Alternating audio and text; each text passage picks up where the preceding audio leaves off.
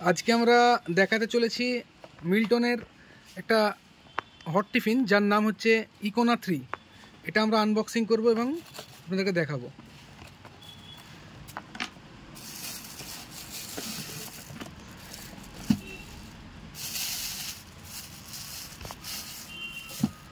এটা মিল্টন কোম্পানির খুবই একটা ভালো একটা প্রোডাক্ট। অনেক ক্ষেত্রে আপনারা এগুলো খাবার নিয়ে যেতে পারবেন। এটা মোটামুটি একটা মিডিয়াম সাইজের হবে মালটা।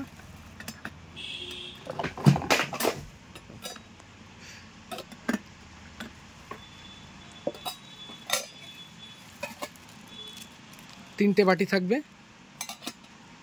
আর একটু আমাদের সাহেবকে বলবো মালটার ভিতরটা কেমন সেটা দেখানোর জন্য, ওই যে কন্টেনারের ভিতরগুলো কেমন হবে।